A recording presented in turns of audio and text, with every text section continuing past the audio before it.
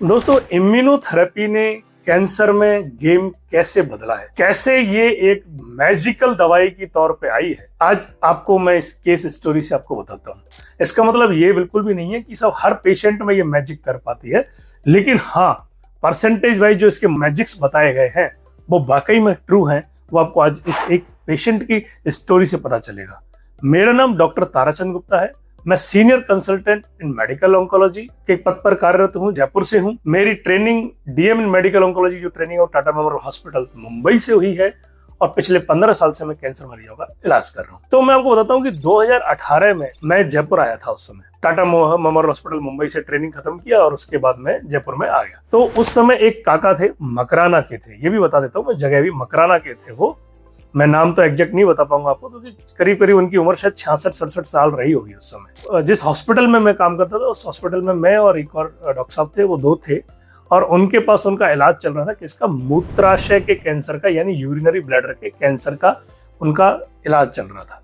और डॉक्टर साहब बहुत बढ़िया तरीके से इलाज कर रहे थे, ऐसी कोई बात नहीं है। और उन्होंने मतलब उनको पहले कीमोथेरेपी दिया और फिर बाद में जो है उनको ऑपरेशन के लिए प्लान हुआ, लेकिन ऑपरेशन नहीं हो पाया तो रेडियोथेरेपी गए। और इस दौरान जो कीमोथेरेपी रेडिएशन से पहले दी गई थी वो भी उसमें रिजल्ट बहुत अच्छे आए नहीं थे। तो करीब करीब उस दौरान वो मेरे को भी बीच बीच में मिल लेते थे जब डॉक्टर साहब छुट्टी पे होते थे। फिर उसके 1 महीने बाद ही, 2 महीने बाद, यानी जनवरी 2019 में ही, मतलब ये सब प्रोसेस खत्म होने में करीब दिसंबर हो गया, जनवरी 2019 में ही उनकी बीमारी बढ़ के और बिल्कुल ऐसे बीमारी हो गई कि बॉडी के लगभग हर ऑर्गन में, लंग्स में, बोन्स में, सब जगह चली गया, फ्लोरेड तरीके से हो गया। तो अब इसके बाद उनको पता नहीं क्या लगा, उन्होंने लगा कि मैं टाटा से आया था, टाटा मेमोरियल हॉस्पिटल मुंबई आप जानते ही होंगे, वेल एस्टेब्लिश्ड और मतलब रेपुटेटेड सेंटर है। तो उन्होंने एक ओपिनियन मेरा लेने का समय सोचा, तो वो मेरे पास आए। तो उस समय हमारे पास सेकंड लाइन में ऑप्शन केवल इम्यूनोथेरेपी थी, और इम्यूनोथेरेपी कई सारी अप्रूव्ड है ब्लैडर कैंसर में, उस समय भी थी। तो अब बात आती है कि इम्यूनोथेरेपी ले जाए उनसे।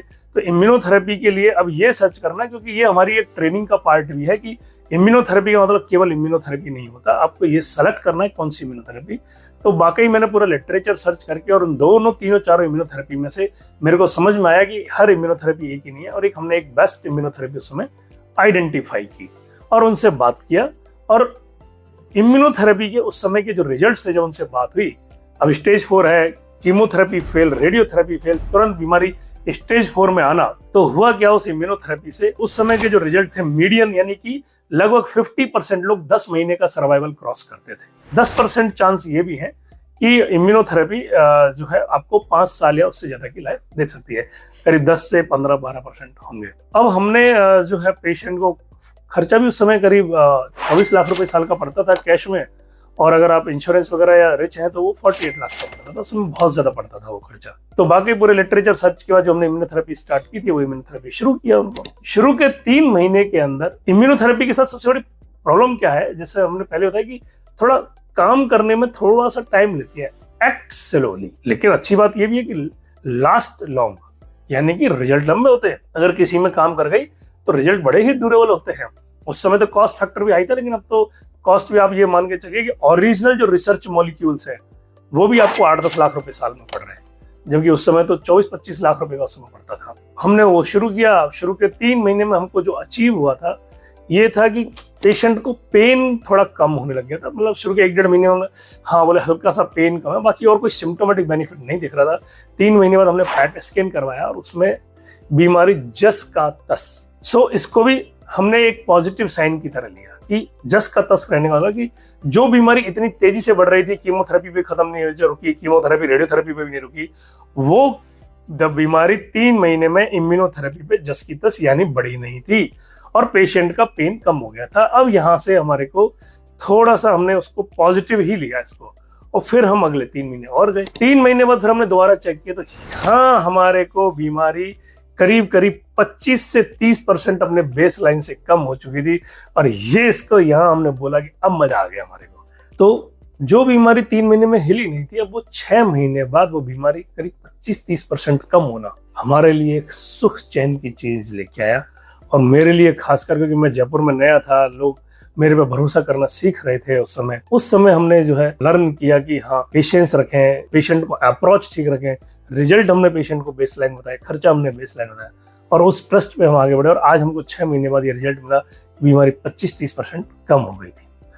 और दोस्तों पेन लगभग ना के बराबर था। और जब 1 साल आया तो बीमारी पैट स्कैन में कंप्लीटली रिजॉल्व हो गई थी। जस्ट एक माइनर थिकनिंग ब्लैडर में दिख रही थी, मूत्राशय में अंदर, बाकी सब बीमारी कंप्लीटली रिजॉल्व 1 साल। और फिर उसके बाद तो जो मतलब कॉन्फिडेंस हमको आया, और इस दौरान हमने बाकी के पेशेंट्स को थोड़ा होल्ड पर रखा, उनकी धीरे धीरे करते हैं, और हमारे को एक कॉन्फिडेंस आया कि हाँ, हम मेहनत करते हैं, एक राइट इम्यूनोथेरेपी सेलेक्ट करते हैं राइट पेशेंट के लिए, तो रिजल्ट मिल सकता है। फिर उसके बाद जो है हमने उस इम्यूनोथेरेपी को 2 साल तक चलाया। जैसा कि गाइडलाइन में मेंशन है कि अगर आपको कंप्लीट रिजल्ट मिल जाता है तो 2 साल तक चला लीजिए, और अगर नहीं मिलता है तो उससे आगे भी ले सकते हो। अगर कंप्लीट रिजल्ट मिलता है तो it's a case wise case है।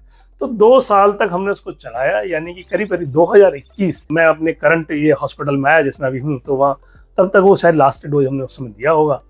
पर उसके बाद जो पैट स्कैन कराया उसमें बीमारी कंप्लीटली क्लोज। और अब हमारे लिए पेशेंट को हमने ऑब्जर्वेशन में डाल दिया। इस दौरान पेशेंट का जो भी खर्चा हुआ 2 साल वो हुआ, लेकिन हाँ, उनको जब कन्वेंशनल हमारे जो रियल ट्रीटमेंट सारे फेल हो गए थे, तब एक इम्यूनोथेरेपी पे हम, जो केस 6 महीने में सारा कुछ हो गया, और वो 2 साल बाद भी कंप्लीटली रिजॉल्व था वो केस। साइड इफेक्ट की बात करें तो कभी कभार हल्की फुल्की थकान होना, एक आध बार सीवीसी में भी थोड़ा सा हीमोग्लोबिन वगैरह में थोड़ा सा गड़बड़ था, और बाकी कोई एक आध बार खुजली चलना, ऐसे कुछ मतलब कोई सीरियस साइड इफेक्ट नहीं हुआ कि पेशेंट बार बार उल्टी कर रहा है, ऐसा कुछ नहीं था, है ना। और फिर उसके बाद जो है पेशेंट को हमने 6 महीने के फॉलोअप पे रखा, साल भर के फॉलोअप पे रखा, और पैट स्कैन बीच में हमने 1-2 बार और करवाए, और पेशेंट कंप्लीटली डिजॉल्व था। तो दोस्तों, ये एक स्टोरी है जो हमारे को उम्मीद देती है कि ये केवल कागजों में नहीं है, पेशेंट ऐसे बहुत सारे हैं हमारे। तो दोस्तों, अगर आपको ये जानना है कि इम्यूनोथेरेपी काम किस में करती है, किस स्टेज में कैसे पेशेंट करती है, तो इम्यूनोथेरेपी के ऊपर हमने एक अलग डिटेल वीडियो बनाया हुआ है जो आपको स्क्रीन पर दिख रहा होगा।